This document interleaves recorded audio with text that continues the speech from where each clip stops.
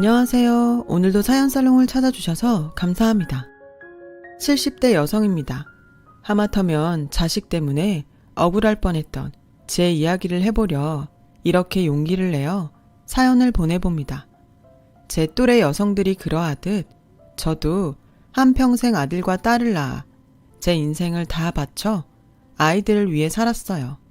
비록 넉넉한 형편은 아니었어도 아이들이 밖에 나가 기죽지 않게 제 나름 신경 써서 키워냈어요.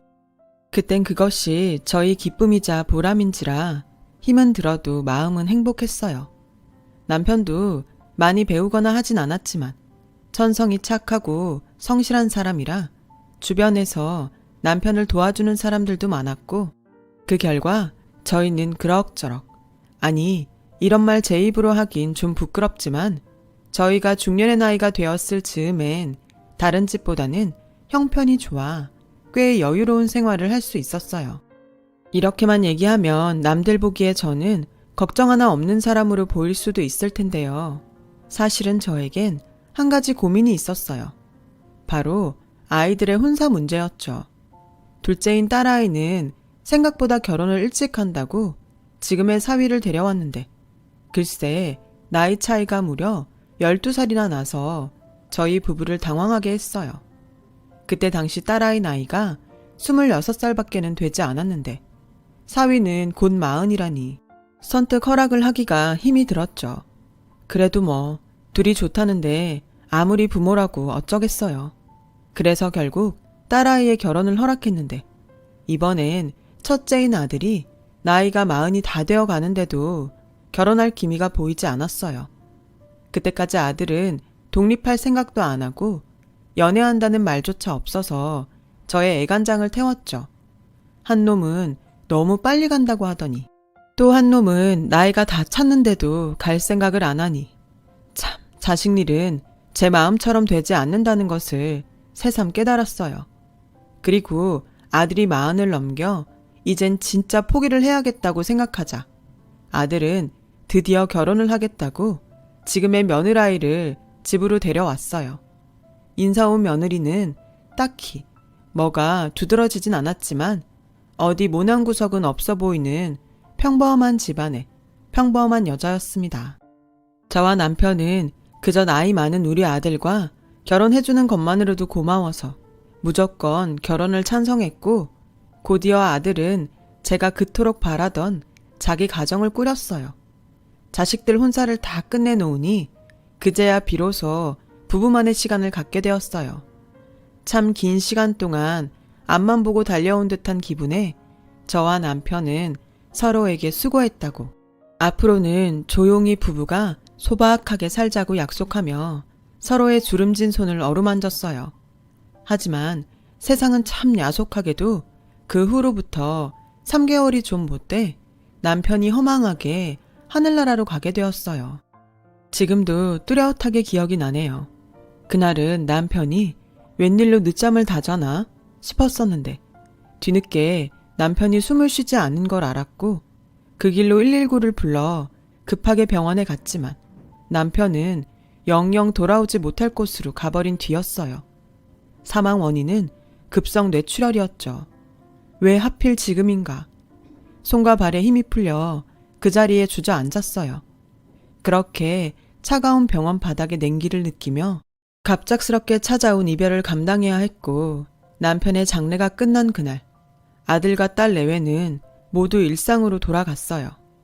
텅텅 비어버린 집에 홀로 남은 저는 그제야 혼자가 되었음을 실감했고 그저 귓가에는 이제 우리도 쉬엄쉬엄 여행이나 다니면서 남은 시간 유유자적하게 보냅시다 라고 말하던 남편의 다정한 얼굴과 목소리만 맴돌았어요.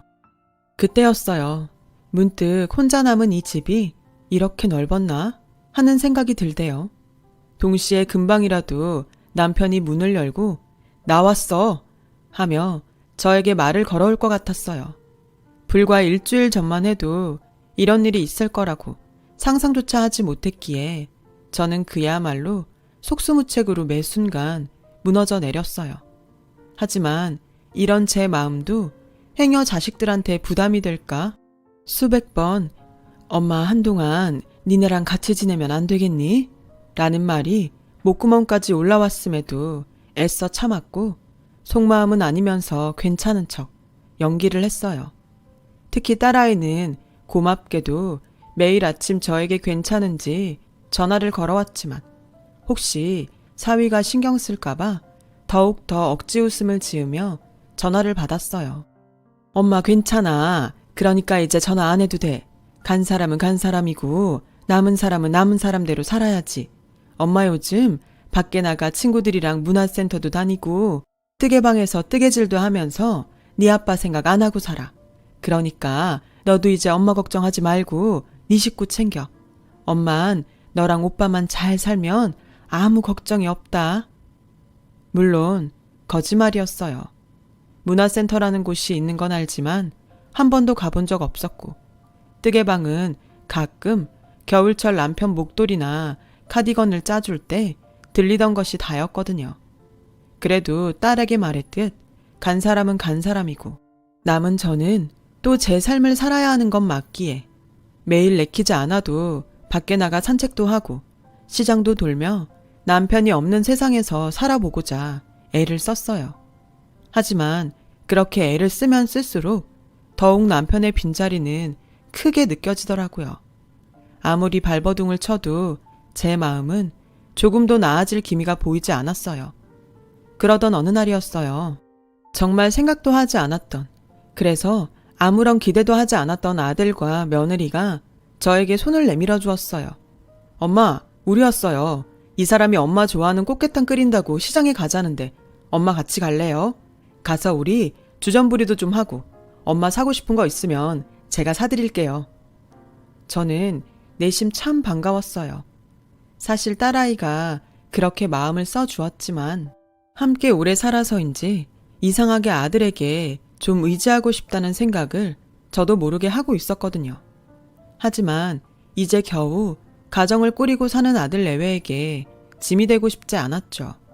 그래서 아무런 말도 하지 않았는데 이렇게 혼자 남은 엄마를 챙긴다고 평소 안 하던 아들 노릇을 해주니 그저 고맙기만 했어요. 그리고 그 후로도 아들 내외는 계속 저희 집에 찾아와 저와 함께 밥을 먹어주고 저 혼자는 할 수 없는 집안 보수를 해주며 신경을 써주었는데요.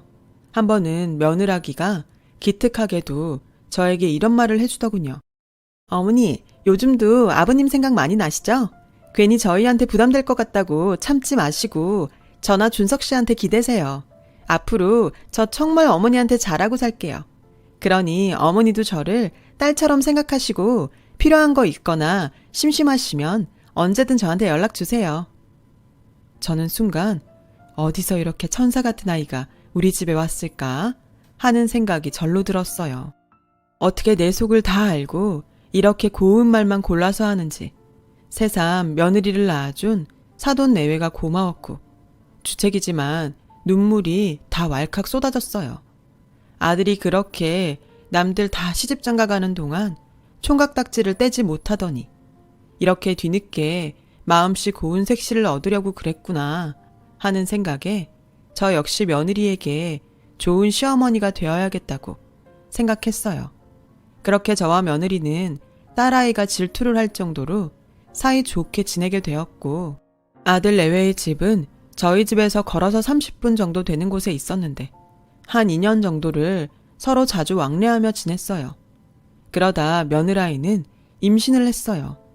저한테 너무나 소중한 손자를 낳아주었고 저는 매일 운동 겸 손주를 볼 겸 그렇게 아들 내외 집을 왔다 갔다 했어요. 완전히 다 잊었다고는 할 수 없지만 손주 보는 낙에 더 이상 예전처럼 남편이 없어 무섭다고 생각하지 않게 되었습니다. 시간이 약인지 아들 내외의 도움이 컸는지 차차 혼자 사는 생활에도 익숙해지던 어느 날 아들은 저에게 뜻밖의 말을 꺼냈어요. 엄마, 내가 곰곰이 생각해봤는데요. 엄마 지금 지내는 집 너무 크지 않으세요? 이렇게 우리 준이 보러 매일 걸어오시는 것도 마음에 걸리고 엄마만 괜찮으시면 저희 집이랑 엄마 사시는 집 정리해서 어디 좋은 아파트 들어가 함께 사는 게 어떨까 해요. 마침 적당한 곳이 매물로 나왔기도 했고 집사람한테도 먼저 물어봤는데 엄마만 좋다면 자긴 너무 좋다고 은근 기대하는 눈치예요. 솔직히 고민이 됐어요. 아들 내외랑 함께 사는 것은 반가운 일이지만 남편과 함께 산 정든 집을 정리하는 건 한 번도 생각하지 않은 일이었으니까요. 그래도 손주와 함께 살 수 있다니 저는 너무 고민이 되었는데요. 그럴 때마다 아들 내외는 더욱 적극적으로 저와 함께 살자고 설득해왔어요. 어머니, 제가 앞으로 함께 살면서 어머니 더 많이 챙겨드릴게요. 사실 드시는 것도 일일이 챙길 수 없어서 그동안 제가 마음이 좀 그랬거든요. 어머님은 그저 이제부터는 편하게만 지내세요. 집안일이든 뭐든 제가 다 알아서 할게요. 그래요, 엄마. 엄마 이제 병원 가실 일도 많아지실 텐데 따로 살면 내가 불안해요. 아버지처럼 그렇게 허망하게 보내는 일은 다시 하고 싶지 않으니 제발 우리랑 같이 살아요. 네? 저는 아들 내외의 말에 그냥 넘어가기로 했어요. 아마 남편도 제 결정에 잘했다고 이야기해 줄 것 같았고 무엇보다 다시 가족들과 함께 지낼 수 있다고 생각하니 남은 시간 저에게 큰 위안이 될 것 같았거든요. 제 결정이 떨어지자 아들은 마치 기다렸다는 듯 제가 살던 집을 처분했고 동네 이름도 아파트 이름도 낯선 곳에 아들 식구와 저는 이사를 오게 되었어요. 40층이라고 하더니 거실 창문으로 밖을 내다보는데 어찌나 아찔하던지 그럴 리는 없는데도 행여 뚝 하고 떨어질까봐 저는 두 다리가 후들거렸어요. 하지만 저만 빼고 아들 식구들은 뭐가 그렇게 좋은지 아무것도 모르는 손주 녀석까지 방글방글 웃는데 아이들이 좋아하니 제 마음이 다 흐뭇했어요. 그리고 비록 저는 작은 방에서 지냈지만 방에 누워 있어도 사람 소리 나는 것이 참 좋았어요. 하지만 역시나 세상 사는 사람 마음대로 되지 않는다고 이사 후 한 달이 되지 않아 무언가 슬슬 제 생각과 다르게 흘러가기 시작했어요. 엄마, 우리 주말에 준이 주사 맞히러 병원에 가야 하거든요. 근데 친구가 가족 동반으로 밥이나 먹자고 해서 저녁 먹고 들어올게요. 그래? 알았다. 어머니 죄송해요. 제가 미리 알았으면 거절하라고 했을 텐데. 아니다. 나 신경 쓰지 말고 재밌게 놀다 와. 그리고 그날은 내가 집안일도 해놓을 테니 준이 애미도 오랜만에 미용실도 좀 가고 그래라. 정말요? 어머니 너무 감사합니다. 저는 처음엔 조금은 서운했지만 아들 식구들에게도 각자 생활이 있으니 존중해야 한다고 생각했어요. 그리고 그동안 며느라이가 저에게 신경을 많이 써줬기 때문에 저 역시도 받은 만큼 보답하고 싶어 잘 됐다고 생각했어요. 그런데 그게 저희 실수였어요. 아들 내외는 그날을 계기로 자주 자기들끼리만 외출을 했고 심지어 집들이를 한다며 저에게 하루만 딸네 집에 다녀오면 안 되겠냐고 했어요. 나는 그냥 내 방에 조용히 있으면 안 되겠니? 굳이 미선이네 가는 건. 엄마, 내가 신경이 쓰여서 그래요. 아마 시끄러울 거고 집 구경한다고 막 돌아다닐 텐데 그러지 말고 엄마 하루만 다녀오세요. 미선이한테는 제가 잘 얘기해 둘게요. 이렇게까지 해야 하나 싶었지만 아들이 계속 그렇게 말하니 어쩔 수 없이 등 떠밀리듯 딸내에 가 있기도 했는데요. 그 후 5개월 정도가 흘렀을까? 이상하게 아들의 귀가 시간이 점점 늦어졌고 심지어 며느라이와 싸우는 일이 심심치 않게 늘어갔어요. 들어가 말릴 수도 없고 모른 척 할 수도 없고 저는 밖에서 발만 동동거렸는데 한 번은 자다가 잠이 깨서 잠깐 화장실에 가려고 방에서 나오니 아들 녀석이 주방에서 작은 불 하나를 켜두고 깡소주를 마시며 우는 모습을 봤어요. 차마 애미가 그 모습까지 못 본 채는 할 수 없기에 다가가 무슨 일이 있냐고 물었고 아들은 눈물을 펑펑 쏟으며 고민을 털어놓았어요. 엄마, 나 어떡해요. 나는 정말 자신 있었는데. 아들은 울먹이면서 그동안 다니던 회사를 그만두고 사업을 준비하고 있었다는 말을 했어요. 그래서 가족 동반으로 사람들도 만나고 또 집에 일부러 사람들도 초대해 나름의 투자를 최대로 끌어당겼는데 글쎄 함께 사업을 준비한 지인이 아들의 사업 계획서와 아이디어를 가지고 잠수를 탔다는 거예요. 투자금만 몇 억이라고 말하는 아들은 이젠 자기가 뭘 어떻게 해야 하는지도 모르겠다며 어린 아이처럼 제 손을 잡고 엉엉 우는데 애미인 저는 그 모습을 보기가 참 안쓰럽더라고요. 그때였어요. 엄마, 이런 말 정말 염치 없는 거 아는데요. 저 좀 도와주세요. 저 이대로 이 사업 접을 수 없어요. 투자금도 그렇고 이젠 다시 취직하긴 나이도 많아서 저는 정말 이 길밖에는 다른 길이 없어요. 엄마가 이번 한 번만 도와주면 안 돼요?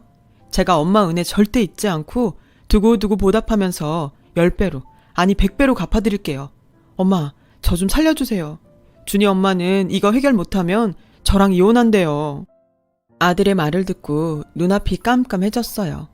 생각해보니 아들이 저에게 손을 벌린 것은 이번이 처음이었죠. 오죽하면 늙은 애미한테 도와달라고 할까 싶어 아들이 안쓰럽고 짠하기만 했어요. 그리고 더욱이 이러다 며느라기는 물론이고 손주까지 보지 못하게 될 수 있다고 생각하자 저는 가만히 있을 수는 없었어요. 그래서 남편이 죽고 보험금으로 나온 10억을 아들에게 융통해 주었죠. 아들은 제 돈을 받고 고맙다며 무릎까지 꿇고 또 다시 눈물을 보였어요. 저는 우는 아들에게 원래 세상을 살면 이렇게 고비도 한 번씩 넘고 해야 사람이 단단해지고 그러는 거야 라며 아들을 다독였는데요.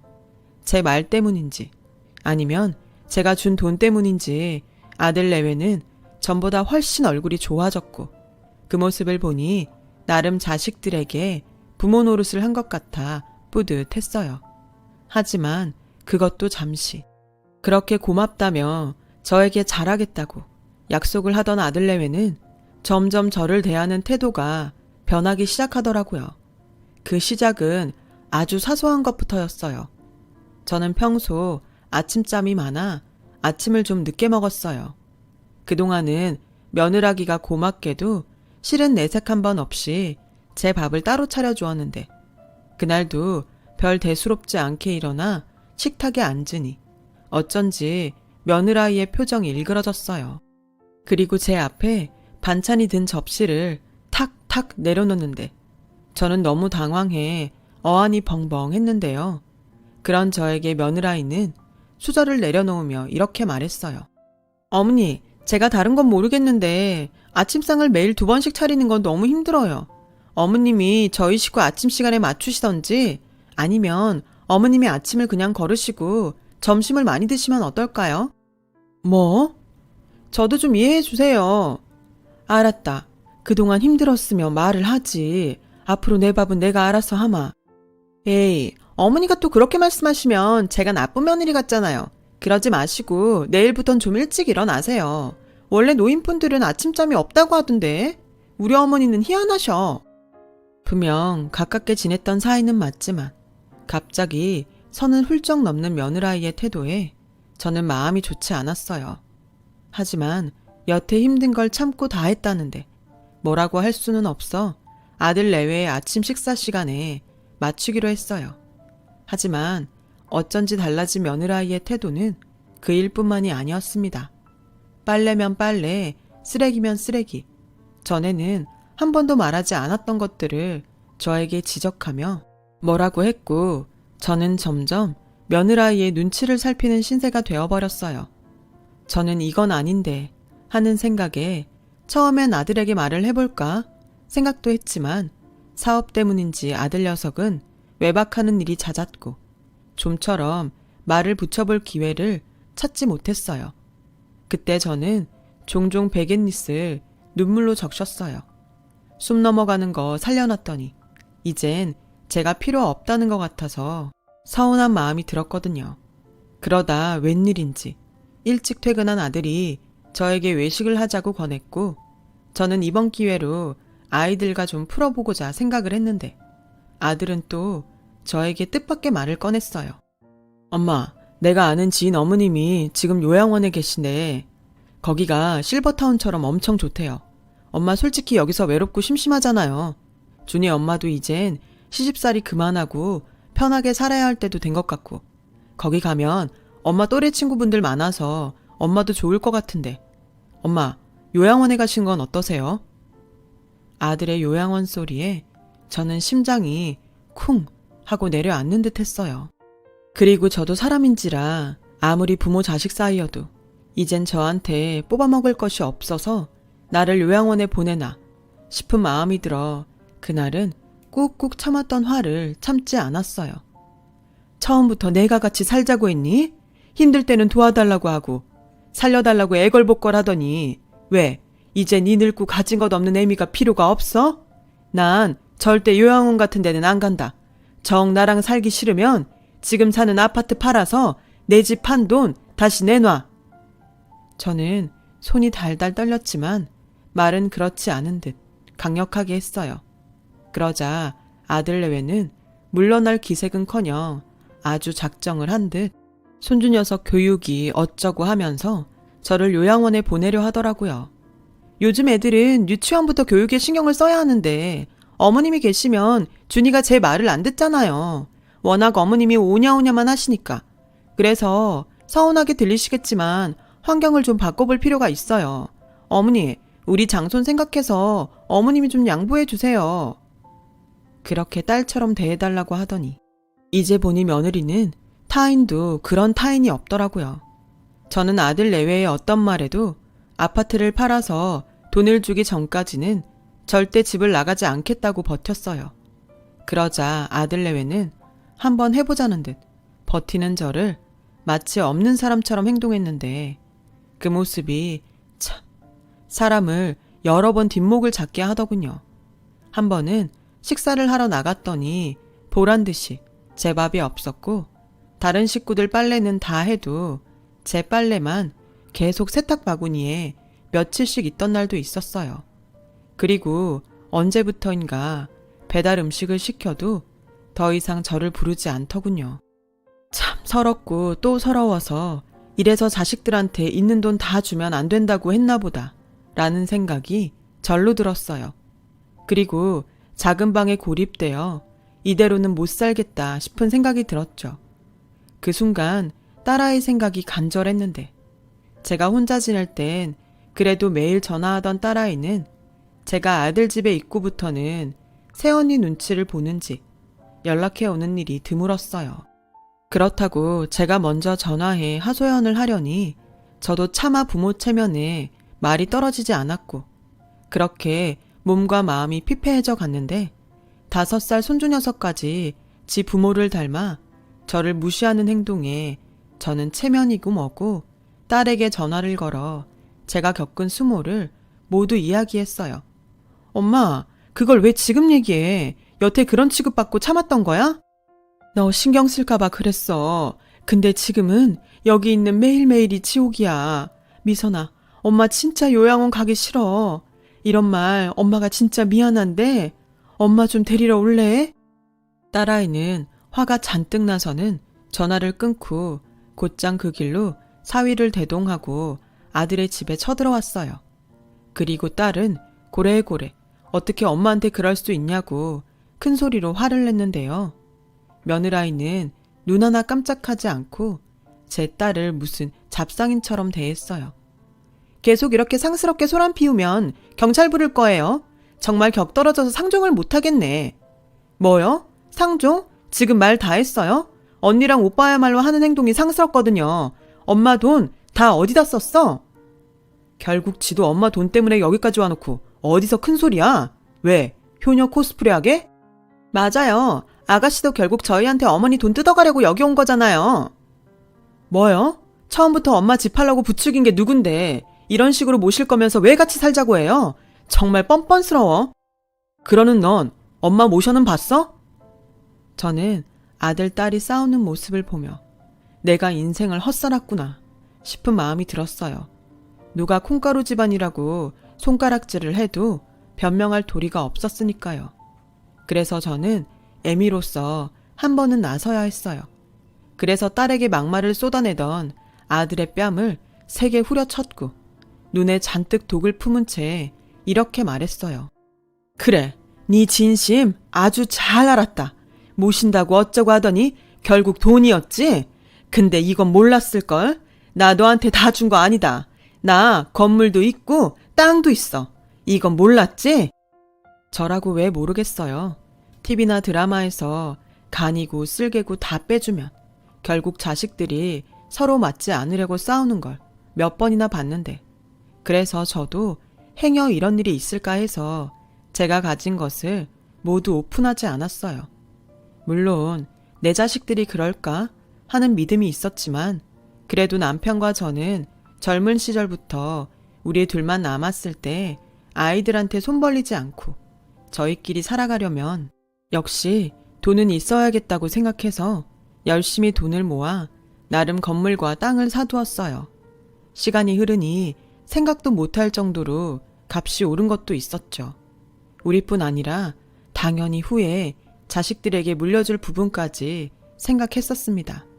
하지만 자식들에겐 말을 하지 않았어요. 요즘은 삶이 길어져 우리조차 언제까지 살게 될지, 또 그동안 돈은 얼마가 필요할지 모르는 거 아니겠어요?